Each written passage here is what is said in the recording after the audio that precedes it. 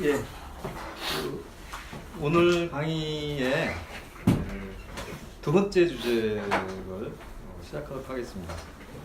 두 번째 주제는 이제 수정주의의 등장과 기회주의의 강화라고 하는 주제로 말씀드리도록 하겠습니다. 제가 이제 사회주의 노동운동사를 압축해서 하다 보니까 이 부분은 굉장히 강조를 해야 될 내용이라고 생각을 하는데 사실 앞부분의 부분을 감안하시고 들으셔야 될 것 같아요. 그러니까 이제 뭐냐면 부정적인 측면만 있는 게 아니라 제2인터내셔널은 상당히 모순적인 상태예요. 비약적으로 성장도 하고 거의 집권을 할 수도 있는 시기까지 역량까지 성장을 하는 측면도 좀 있는데 또 거꾸로 뭔가 이 부정적인 요소들이 나오기 또 시작한 측면도 좀 있습니다. 근데 수정주의는 부정적인 그 측면이 나타나기 시작한 어떤 출발점이라는 생각이 들어요. 그러니까 이 수정주의 자체가 곧바로 제2인터내셔널의 붕괴를 갖고 오지는 않아요. 그런데 이 수정주의가 굉장히 미약한 것이었지만 오히려 시간이 가면서 수정주의적인 경향이 오히려 제2인터내셔널을 장악을 하게 되는 그런 역사가 발생을 합니다. 그래서 제2인터내셔널은 상당히 모순적인 역사가 있는 그런 역사입니다. 이 부분은 제가 다루도록 할 텐데요. 제가 이제 이 부분을 강조하는 이유는 뭐냐면 어떤 그 경향이 성장해서 무르익을 때가 되면 이미 그때는 그 상황을 사람들이 이제 알게 되지만 갑자기 오지 않는다는 거죠. 처음에는 아주 굉장히 작은 요인인 것 같은 것들이 서서히 성장을 하게 된다는 거죠. 그러니까 뭐냐면 사람 몸하고 비슷해요. 사람 몸도 이제 그 사람이 계속 건강하고 심신이 건강하고 또 운동도 열심히 하면 계속 몸이 좋고 또 이렇게 발전하잖아요. 근데 굉장히 좀 건강 관리 잘 안 한다거나 너무 과식을 한다거나 아니 운동도 안 하고 그러면 처음에는 별거 아닌데 이 조그마한 하나 부분이 한 10년, 20년 지나고 나오면 거의 치명적인 병으로까지 될 수가 있죠. 그래서 조금씩 운동을 하면서 건강을 유지하는 것 자체가 굉장히 중요하게 되는 거죠. 근데 이제 그런 비율을 둔다고 하면 수정주의는 조그만 종기 정도였던 것 같아요. 그런데 그때 그 부분을 잘 다뤄서 그런 요인들이 성장하지 않게 만들었어야 되는데 제2인터내셔널은 그렇지 않게 된 거예요. 그래서 저는 이제 결론부터 말씀을 드리는데 이게 굉장히 위험한 요인이 된 것은 수정주의는 제가 곧바로 말씀드리지만 성공하지 못해요. 곧바로 비판을 받아가지고 패배하거든요. 그런데 문제는 이 수정주의가 주장했던 내용들은 오히려 더 시간이 가면 갈수록 더 악성적인 것으로 변질됐다는 거예요. 그래서 그것이 곧바로 이제 제가 오늘 세 번째 강의에서 말씀드릴 그 내용처럼 제1차 세계대전이 일어나니까 전쟁에 찬성하게 되는, 그래서 거의 사회주의 운동이 거의 붕괴되가 되는 그런 상황을 만들어내게 됐습니다. 그리고 이제 그 후에 실제로 이제 세계적으로 혁명이 이제 진행이 되는데 러시아에서 혁명이 일어나고 또 유럽도 이제 혁명적인 정세로 들어가는데 그때 이제 기회주의자들이 우리 혁명을 막기 위해서 그걸 방해했기 때문에 오히려 이제 역사가 전진을 못하니까 전진을 못하면 그냥 그 상태로 머물면 좋은데 또 모든 유기체가 좀 그렇더라고요. 성장을 하고 발전할 때 성장을 못하면 그 에너지가 파괴적인 힘으로 작용한다는 거예요, 오히려. 그래서 이제 유럽의 중심에서 중부 유럽에서 혁명이 실패하면서 오히려 나중에 파시즘이 등장하게 되는 그런 요인의 어떤 근원, 뿌리가 되는 그런 요인이 된 게 수정주의라고 보입니다. 그래서 상당히 중요한 문제이기 때문에 이부 주제에 대해서 제가 강조해서 좀 다루도록 하겠습니다. 그러니까 제2인터내셔널이 이제 1889년도에 창립이 됐거든요. 창립이 됐는데, 그리고 뭐 거의 그 19세기 한 마지막 10년 시기는 정말 비약적 성장의 시기죠. 그리고 그 시기에는 기회주의적 요소들이 그렇게 크지 않았어요. 제2인터내셔널에서 기회주의적인 좀 요소라고 하면 영국 정도가 좀 그랬어요. 왜냐하면 영국은 다른 나라보다 굉장히 그 자본주의가 발전을 했거든요. 자본주의가 발전을 했는데 그만큼 그 다른 나라보다 자본주의가 더 발전을 했어요. 발전을 하고 좀 다른 나라에 비해서 또 식민지 초과이윤이 좀 이런 게 많았습니다. 그러니까 지금 보면 뭐 19세기 중반부터 해서 보면 영국이 지배한 나라가 엄청 많죠. 뭐 인도 뭐 있고, 그다음에 뭐 웬만한 나라들은 거의 뭐 영국의 지배가 있었죠. 중국도 영국이 식민지로 만들지 못했지만 사실 아펜 전쟁도 영국이 일으킨 거잖아요. 뭐 저쪽 뭐 남미 뭐 등등 하면, 그리고 뭐 호주나 이런 나라들은 이제 거기도 식민지죠. 식민지인데 이제 약간 이제 기존에 있는 나라들 원주민들 다 뭐 몰아내고서 거기서 자기 해서 이제 중국하고 다르지만 거기도 식민지죠. 그래서 엄청난 이제 부를 모으는 그런 나라가 된 거죠. 그래서 19세기 중반 이후에 보면 영국이 원래 제1인터내셔널 만들 때는 굉장히 건강했어요. 건강해서 오히려 뭐 막스주의 성향이 가장 많이 지지를 받았던 부분이 영국 노동조합 운동이었어요. 그런데 그게 19세기 후반으로 가면 영국은 이제 굉장히 등을 돌립니다. 그래서 그 막스가 이제 상당히 그 영국의 그 노동조합 활동가들한테 상당히 그 지지를 많이 받았는데, 갈수록 이제 막스가 그 영국의 그 활동가들한테 어떤 칙을 받냐면 굉장히 불편해하는 사람이 된 거예요. 그게 이제 결정적으로 된 게 뭐냐면 파리꽃민이에요. 그러니까 영국의 노동운동은 어떻게 되냐면 파리꽃민이 일어나니까 우리는 거기랑 상관없다 그렇게 한 거예요. 상관없고 차단하려고 엄청 노력을 해요. 근데 거기다 이제 막스가 파리꽃민들 지지하고 그러니까 그다음부터 완전히 찬바람새 하는 거예요. 거의 뭐 지원도 안 하고 그냥 정말 싫은 티를 많이 내는. 그래서 영국은 초반에 그런 특수한 위치 때문에 19세기 중반에 한 60 제가 이제 정확한 그 시기는 말씀드리기 좀 그렇지만 한 60년대 후반부터는 거의 이제 이쪽 막스주의하고는 별로 이렇게 친하지가 않아요. 대부분 이제 노동조합주의로 가고 굉장히 이제 그 뭐라고 해야 되나, 속물적인 운동이 많이 돼요. 실리를 위주로 하고. 그래서 기회주의라고 해봐야 제2인터내셔널 시기 초기에는 영국 정도가 있었어요. 그리고 이제 프랑스 같이 이제 파서빌리스트 가능주의자들이 있었는데 그렇게 힘이 세지 않았습니다. 그리고 제1인터내셔널의 주축을 이룬 당이 어디라고 그랬죠? 독일이라고 그랬잖아요.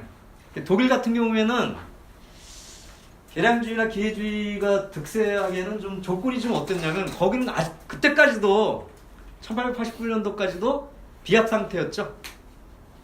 그러니까 이 89년도에 그 제2인터내셔널이 창립이 되는데, 앞에서 제가 사회주의 그 탄압법이 철폐된 게 1890년이라고 그랬죠. 그러니까 오히려 이 제2인터내셔널 창립 때 끝나고 나서 없어진 거예요, 그 법이. 그러니까 독일의 그 사회주의 정당은 비합법 상태에서 그 제2인터내셔널 창립이 주도 세력이 된 거예요. 그러니까 이제 그 영향이 있지 않겠어요? 그러니까 우리나라도 보면 좀 많이 계량주의적인 요소들이 많이 생겼지만, 전노협이나 민주노총 초기에 계량주의 세력들이 뭐 어떻게 득세하기 좀 어렵죠. 왜냐면 그동안 다 비합법 상태에 있었는데, 합법적인 조직도 하니까 당장 뭐 어떤 계량주의자들이 힘을 발휘하기 좀 어려운 그런 상황이었죠. 그래서 제일 인터내셔널 창립 초기에는 기회주의나 이런 요소들이 굉장히 작았어요. 영향력도 없고. 그리고 이제 또 하나 중요한 측면이 뭐였냐면 사회주의자 그 중에서도 막스주의가 당연한 걸로 돼 있었어요. 그러니까 대부분의 중요한 나라의 사회주의 운동의 지도자들이 다 젊은 시절에 막스주의 공부한 사람들이에요. 그렇게 되니까 어떻게 모여서 서로 간에 당연한 걸로 얘기하는 거, 막스가 얘기하는 것을 전제로 해서 논의도 하고 그런 거죠. 그래서 결의는 없었어요. 우리의 지도인을 뭐로 한다 이런 건 없었지만 사실상 그냥 과학적 사회주의, 막스주의가 당연한 거 아니야 이렇게 되고 있었어요. 근데 이러한 상황에서 특이한 현상이 발생을 했습니다. 19세기 후반에 그것에 이제 시작을 한 사람이 베른스타인입니다. 베른스타인이 이제 1896년도에 사회주의의 문제들이라는 논문을 신시대지에 냈어요. 이게 기간제예요. 지금도 생각하면 어떻게 기간제 이런 글을 실어줬는지 저는 이게 나중에 역사를 평가할 때고 나중에 좀 해봐야 될 평가 중에 하나입니다. 상당히 중요한 기간제 이런 글들이 실렸죠. 1899년도에는 이제 책을 아예 냈어요. 사회주의 전제들이라는 건데 이 베른스타인이라고 하는 사람이 바로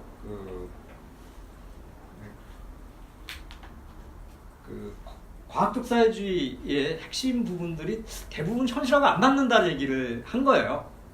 그래서 앞에서 이제 제가 강의에서 과학적 사회주의 이제 핵심적인 그런 요소들을 말씀을 드렸잖아요. 그 중에 이제 가장 핵심적인 것 중에 하나가 잉여 가치론이라고 하고 잉여 가치론의 전제가 되는 게 노동 가치론이에요. 그런데 이런 것도 다 틀렸다 이런 얘기를 했어요. 그리고 앞에 인노동과 자본 강의에서 보면 이제 자본주의를 설명할 때 자본주의의 어떤 내적 모순 때문에 공황이 일어난다는 얘기를 많이 강의를 들으셨죠. 그래서 이것도 이제 현실하고 안 맞는다. 자본주의가 어떻게 되냐면 그런 것들을 극복하고 있다. 이런 얘기도 하고 그리고 이제 그래서 어떻게 하냐면 사회주의는 분명히 오는데 많은 사람들이 어떻게 그동안에 얘기를 했냐면 사회주의가 오기 위해서는 노동자들이 노동자 국가를 수립해야 된다 이렇게 얘기를 했는데 그렇게 안 해도 된다 이런 얘기를 한 거예요. 그러니까 자본주의 자체가 변화하고 있기 때문에 자본주의가 점점 노동자들이 생활하기 좋은 그런 사회가 되고 있기 때문에 그것이 축적되면 사회주의로 가는 것이다. 그렇게 되니까 어떻게 하냐면 보통 보면 이제 이 제2인터내셔널이 창립되기 전까지 이제 활동을 하면 아마 독일이 제일 그랬던 거야. 독일 사람들이 엄청 공부를 한 모양이에요. 그러니까 무슨 당원들 모이고 그러면 그렇게 공부를 많이 해가지고 사람들이 볼 때는 이놈의 동네는 무슨 공부를 이렇게 많이 하나 이런 얘기를 들은 거예요. 예? 그러니까 무슨 좀 이상한 옛날 무슨 혁명운동하는 사람들은 공부 별로 안 하고 이렇게 하여튼 싸워야 된다 이렇게 얘기를 많이 하는데 이 동네는 이상하게 공부를 많이 하고 그러니까 공부를 해서 자본주의가 어떻고 사회주의가 어떻고 얘기를 하고 또 우리가 아마 그렇지 않았겠어요? 항상 무슨 공부하고 나면 우리 궁극적 목표는 사회주의다. 그래서 이걸 하기 위해서 계속 이제 더 열심히 하고 조직도 많이 하고 선전도 많이 하면서 이렇게 하자 이런 얘기 하지 않았겠어요? 그런데 베른스타인이 거기다 대고서 이제 한마디 한 거예요. 그러니까 궁극적 목표는 나한테는 별로 의미가 없다. 매일매일 조그만 거 하나씩 하는 것이 나한테 중요하다. 이게 굉장히 그럴듯하죠. 되게 현실적인 것 같고 정말 대단한 실천적인 것 같은데 이거는 사실은 궁극적 목표를 안 한다는 얘기가 되는 거죠.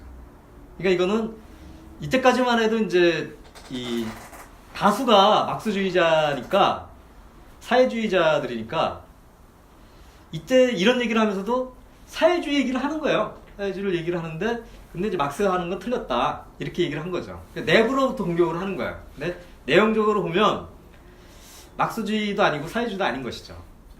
그러면 좀 어떻게 했습니까? 그 당시에 이 사회주의 운동이 뭐 성장을 하고 뭐 굉장히 좀 발전도 하고 오래됐다고 하더라도 그 당시에 그 당원들이나 이런 사람들이 가만히 있었겠어요? 당연히 반발을 한 거죠. 그래서 공식적으로 엄청난 비판을 하게 됩니다. 그래서 거기 제일 대표적인 사람이 로자 룩셈부르크, 클라라 제트킨, 카우츠키, 베벨 이런 사람들이에요. 그래서 그 부분들을 이제 그 당시에 우리나라에 번역이 많이 돼서 좀 로자 룩셈부르크 글들이 많이 번역돼 있습니다. 지금 번역돼 있는데 뭐냐면 조목조목 반박하는 거예요. 그 베른스타인이 주장한 부분을. 그런데 그러니까 이래서 이제 그 몇 년 동안 계속 이게 공식적인 자리에서 비판이 일어나요. 그래서 뭐냐면 이제 1898년도 스투가르트 대회에서 비판을 받고, 1899 다음에도 그렇고 하노버 대회에서도 그렇게 되고, 1903년 드레스덴 대회에서 완전히 이제 탄핵을 당할 정도로 비판을 받습니다. 그리고 이 부분은 독일에서만 해당된 게 아니라 국제적으로까지 그렇게 돼요. 그래서 여기 보면 1904년 제2 인터내셔널 암스테르담 대회에서 프랑스의 계급화가 독일의 드레스덴 결의에 지지안을 제출하면서 이 안이 통과되었습니다. 근데 이 부분은 지금 읽어봐도 무슨 의미인지가 상당히 명확하게 들어오기 때문에 읽어볼 필요가 좀 있어요. 여기서 어떤 걸 얘기한 거냐면 베른스타인이 이제 주장한 거에 대해서 다 반박하는 거예요. 또 하나는 베른스타인의 주장이 베른스타인이 그냥 주장으로만 끝난 게 아니라는 거예요. 정치적인 어떤 흐름으로도 나왔다는 거예요. 가장 대표적인 게 뭐냐면 프랑스의 밀레랑이에요. 밀레랑이라는 사람은 뭐냐면 베른스타인이 막 추상적으로 얘기하는 거를 그냥 실천해버린 나쁜 쪽으로 해서 실천하는 사람이에요. 그게 뭐냐면 그 부르주아 정권에 당하고 상의도 없이 그냥 입각을 해버렸어요. 근데 그게 이제 프랑스에도 난리가 난 게 그 정부의 국방장관이 파르콤뇽의 그 학살을 했던 장군이에요. 그러니까 쉽게 얘기하면 이제 민주주의를 투쟁했던 사람이 전두환이 있는 정부에 들어간 거랑 똑같은 거예요. 그냥 난리가 난 거예요. 그래서 이제 그걸 이제 밀레랑주의라고 합니다. 사회주의자들이 부르주아 정권에 이제 입각하는 것을 밀레랑주의라고 하는데 이거를 이제 비판한 거예요. 그래서 그 다음에 이제 조금씩 개량해서 어쩌고저쩌고 하는 얘기들을 이제 전면적으로 비판한 것인데, 제가 보기에는 좀 한번 읽어보는 게 좀 정리하는 데 좀 좋을 것 같아요. 그래서 그 주에 보면 별이는 다음과 같다 이렇게 돼 있죠. 대인은 님을 다하여. 그래서 누가 한번 읽어볼까요?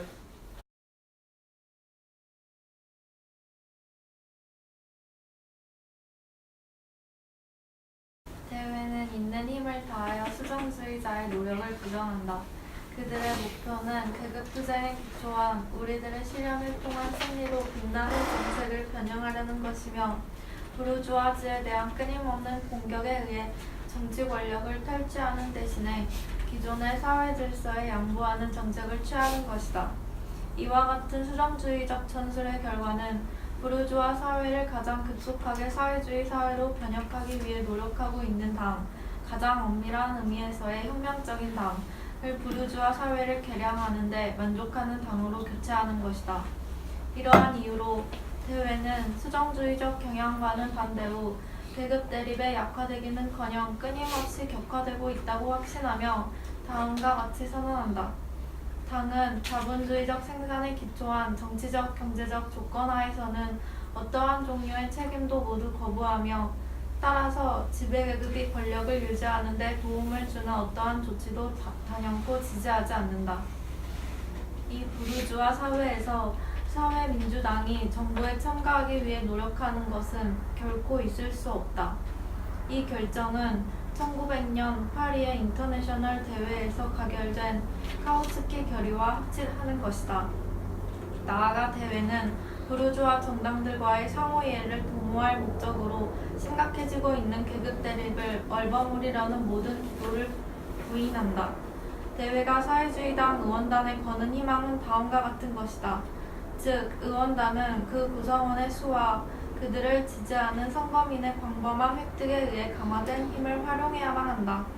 사회주의 최종 목표를 향한 선전을 끊임없이 진척시켜야 한다. 우리들의 강령에 따라 만인의 평등한 권리를 쟁취하기 위해 노동자 계급의 이익과 정치적 권리의 확대, 강화를 가장 단호하게 수호해야 한다. 군국주의에 반대하고 식민주의와 제국주의 정책에 반대하며 모든 종류의 불공정과 억압과 착취에 반대하는 투쟁을 이제까지 이상으로 힘차게 전진시켜야 한다. 그리고 마지막으로 사회 입법을 성립시키고 노동자 계급의 정치적, 문화적 사명의 실현을 꾀하기 위해 힘껏 분투해야 한다. 예. 그러니까 여기에 내용이 다 들어가 있는 거죠. 그러니까 이제 뭐 사회 개량으로 지금까지 이제 전술을 바꾸려고 하는 거에 대해서 명확하게 비판하는 거고, 부르주아 사회에서 사회주의자들이 정부에 참가하면 안 된다. 그다음에 이제 여러 가지 이제 어떤 기존의 막수주의적 원칙을 다시 재확인하는 것이죠. 그래서 뭐 수정주의자들은 패배했어요. 그러니까 수정주의자들이 승리한 게 아닙니다.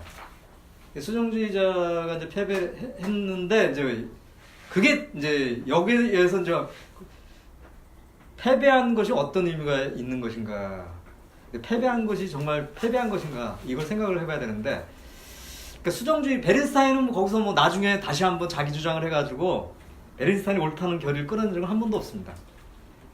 그런데 문제는 베른스타인과 별 차이가 없는 내용들이 계속 퍼져나갔다는 거예요. 근데 이거는 이제 그 대 자체에서도 보면 압도적으로 수정주의 비판이 이긴 게 아니에요. 중간에 이제 어떤 흐름이 있었냐면, 누가 봐도 이제 수정주의를 명백하게 정리하기 위한 그런 결의안인데, 이거가 통과되는 걸 싫어하는 사람들이 있는 거죠. 너무 이렇게 사회주의자들이 별로 중요하지도 않은 것 같고 너무 싸운다 뭐 이런 거죠. 그래서 어떻게 되냐면 이제 절충안을 내는데, 이 절충안이 딱딱 반이 나와요. 표결을 하니까. 그렇게 되면 그게 만약 한 표라도 그 수정안이 절충안이 통과됐으면 수정주의는 거기서도 뭐 지는 것도 아니에요. 근데 그거는 왜 그랬을까를 생각을 해봐야 되는데, 실제로 보면 사람들이 자기들이 이렇게 말을 안 해서 그렇지 행동으로는 이미 비슷한 걸 하는 사람들이 많은 거죠. 그러니까 이거 뭐 자본주의 사회에서 이렇게 뭐 막스주의의 어떤 원칙만 가지고 이렇게 운동하면 되겠느냐, 이런 입장들이 상당히 많이 퍼져 있었던 거예요. 그리고 이제 당시의 어떤 한계이기도 한데, 독일 3인당도 그렇고 국제 제2인터내셔널도 그렇고, 이게 어떤 투쟁하는 계급 투쟁의 조직이면 잘못된 입장을 갖고 있으면 그 부분에 대해서 그것을 본인이 자기 편하지 않으면 제명을 시켜야 되는 거야. 정치 조직은, 사회주의 조직은. 그런데 제명을 안 시킨 거예요. 그게 뭐냐면 그냥 기회주의자들이나 뭐 혁명을 추구하는 사람들 같이 그냥 어울려 지내는 건데, 그러니까 이거는 굉장히 결정이 별로 의미 있는 결정이 아니라는 거죠. 그러니까 로자 룩셈부르크는 이제 제명을 요청을 했는데, 다수는 뭐 그렇게까지 할 상황이냐 이게, 이렇게 된 거예요. 그런데 이게 4년이에요. 1904년인데 다음 이제 강의에서 제가 이제 1차 세계대전을 다루게 될 텐데, 제1차 세계대전이 일어난 게 1914년이에요. 그럼 10년 차이죠. 10년, 역사로 보면 10년이면 짧은 기간은 아닙니다. 근데 10년이 아주 긴 건 아니에요. 근데 이 당시에 수정주의자들이 패배했는데, 1914년 10년 후에는 수정주의보다 더 악화된 경향이 완전히 승리해버렸다는 거죠. 이게 뭐냐면, 저는 어떤 추세가 있는 거예요. 추세가 있는데, 추세가 일로 쭉 가요. 그러면 이 추세를 잘 봐야 되는 거예요. 잘 봐서 단호한 입장을 쳐야 되는 거죠. 이 추세가 아까 얘기했듯이 상당히 안 좋은 추세면 이거에 대해서 정리를 해야 돼요. 종양을. 그리고 건강한 요소를 키워야 되는 거죠. 건강한 요소를. 그러면 제2인터내셔널 내에는 이런 요소가 혼재돼 있었던 거예요. 혼재돼 있었고 대체적으로 보면 나중에 이제 밝혀진 걸로 보면 뭐 또 혁명도 1905년대 러시아에서 이러고 있을 때 혁명이 일어나가지고 제2인터내셔널 내에도 다양한 경향이 좀 있었어요. 그 혁명에 대해서 더 적극적으로 해석을 내리는 사람들이 이제 로자 룩셈부르크나 좌파들이죠. 그런데 이 혁명이 일어나면 그거에 대해서 굉장히 경계하는 사람들이 있어요. 그 당시에 이제 유명한 게 대중파업이에요. 대중파업. 러시아에서 시작이 됐거든요. 근데 유럽에서는 그게 잘 안 일어나서요. 그러니까 독일 같은 경우도 그 당원이 엄청나게 늘어나고 노동자가 늘어나는데 총파업을 해본 적이 없어요. 거의 10년 이상. 그렇게 되니까 막 또 이상하게 됐어요. 제2인터내셔널에서는 총파업 주장하면 오히려 무정부주의자로 공격을 했어요. 근데 원래 또 무정부주의자들이 또 그 얘기를 또 많이 했어요. 아나코 생디칼리스트들이 그러니까 시도 때도 없이 그냥 총파업 얘기를 하니까 막스주의는 총파업 반대하는 것처럼 돼버렸어요. 근데 사실 그게 아니죠. 나중에 보면 뭐 지금 뭐 누구나 다 총파업 얘기를 하죠. 그래서 어떻게 되냐면 한쪽으로 정리가 된 건 아니에요. 그러니까 경향이 여러 가지 경향이 있는 거예요. 그게 크게 이제 세 가지 경향이 있는 거예요. 그게 뭐냐면 혁명적 경향이 있고 중앙적 경향이 있고 기회주의 경향이 있는데 이때만 해도 수정주의자들은 패배한 거죠. 그래서 기회주의적인 경향들이 이기지 못한 거죠. 그랬는데 시간이 가면 갈수록 어떻게 됐냐면 이게 역전됐다는 거예요. 근데 이거를 잘 봐야 되는데 뭐냐면 그 역전되는 부분이 무슨 음모가 아니라 실제 어떻게 운동이 가고 있냐를 잘 봤어야 되는데 대체적으로 이제 운동이 많이 성장을 했잖아요. 독일도 그렇고 프랑스도 그렇고 국회의원도 뭐 거의 뭐 1914년 정도가 되면 뭐 100명이 넘어요. 그리고 이제 한창 그 당시가 어떻대요? 식민지 쟁탈전이 벌어질 때잖아요. 그러니까 물론 이제 사회주의자들은 식민주의에 대해서 공식적으로 반대를 하죠. 그 다음에 전쟁에 대해서 군국주의 반대를 하는데 어떻게 된 거냐면 일종의 현실이 돼버린 거예요. 뭐 프랑스나 독일이나 이런 게 벌어지면 적극적으로 반대한다기보다는 이렇게 좀 이렇게 가령 무슨 뭐 식민지를 늘리고 하려면 함대를 늘려야 될 거 아니야. 군함을. 그럼 그런 거 예산에 대해서 슬그머니 찬성해 준다거나 이러는 거야. 국회에서 통과가 돼야 될 거 아닙니까? 뭐 배를 만들고 그러려면 예산을. 그러면 은근히 찬성도 해주고 이미 그 수정주의자들 중에는 찬성한 사람 중에는 이미 우리 너무 위선 떨지 말고 군국주의에 찬성하자 이런 얘기를 한 사람도 있었던 거예요. 쉬펠이라고 하는 사람이 있죠. 여기 인용된 자료에 보면. 그러니까 우리가 너무 속으로는 뭐 별로 싫어하지도 않으면서 왜 자꾸만 그러냐. 적극적으로 그냥 오히려 독일의 정부가 그 예산 늘리고 할 때 적극적으로 동의하자. 이렇게 가면서 뭐 우리도 잘 살고 또 식민지에 있는 사람들도 좀 많이 문화적으로 좀 높여주고 뭐 이런 회개한 소리도 나왔는데 그런 주장에 대해서 그렇게 반대하는 분위기가 아니었다는 거죠. 근데 그게 시간이 가면 갈수록 어떻게 되냐면 그러니까 실제로 어떻게 되냐면 이제 정부도 뭐 그런 정책을 취하는 거죠. 옛날처럼 그냥 노골적으로 다 배제하는 식으로 이것도 힘이 없을 때나 하는 얘기지. 상당히 많은 영향이 있는 갖고 있는 당들에 대해서는 물론 탄압도 해요. 탄압도 해요. 그러니까 독일 3인당은 항상 그 얘기 무슨 대회만 하면 우리가 괜히 총파업했다가 그 정부에 빌미 줘가지고 당을 파기할 수도 있다. 그러니까 옛날 뭐 탄압법 시절 얘기하면서 또 그 시절로 가면 어떡하냐 그래가지고 막 기회주의에 반대를 하는데 그런 탄압을 사실 취할 수도 있어요. 그런데 그것만 취한 게 아니라 상당한 정도의 거래를 하는 거죠. 그래서 어떻게 된 거냐면 그 실제 흐름은 어떻게 되냐면 그 노동운동과 사회주의 운동 내에 부르주아지의 협조하는 세력들이 점점 늘어났다는 거예요. 오히려 줄어든 게 아니고. 그래서 이제 제가 볼 때 역설적으로 수정주의는 패배했지만 기회주의는 성장했다는 거죠. 여러분들 뭐 이게 도무지 이해가 안 간다 이렇게 생각되는 게 아니죠. 충분히 이해가 되시죠? 이런 일이 역사에서 일어날 수 있다는 느낌이 좀 오시지 않아요? 아니 제가 이 말씀 드리는 거는 우리나라에도 현실로 이런 것들이 발생하기 때문에 그래요. 그러니까 뭐 요새 보면 원칙적으로 보면 노사정 뭐 대부분의 사람들이 뭐 원칙적으로 노사정 들어가면 안 된다 그러는데 이게 이제 10년 전에는 대부분 그게 다수파였는데 요새는 오히려 요새 나오더라고요. 그러니까 그 후보 나온 사람들이 오히려 다수파가 은근히 들어가는 쪽이더라고요. 네? 이게 한 10년 동안에 이게 뭐 별로 좋아진 것도 없는데 많이 변했어. 근데 물론 이제 다 조건을 달죠. 무조건 들어가면 안 되고 이제 보니까 뭐 노사정은 안 되고 노정교섭은 한다 이런 얘기는 많이 하더라고요. 그 조상수 후보가 그 얘기를 하는 것 같아. 노사정은 아닌데 노정은 해야 된다 이렇게 하는데 그거나 비슷한 것 같기도 하고 제가 볼 때는. 그래서 이제 외국의 사례를 볼 때 이게 뭐냐면 협조적인 분위기로 갔다는 거죠. 근데 이 부분이 이제 나중에 이 전쟁이 일어날 때 심각한 문제를 야기시키게 됩니다. 그 부분은 이제 좀 쉬었다가 제가 오늘 마지막 강의로 좀 하도록 하겠습니다. 예, 자.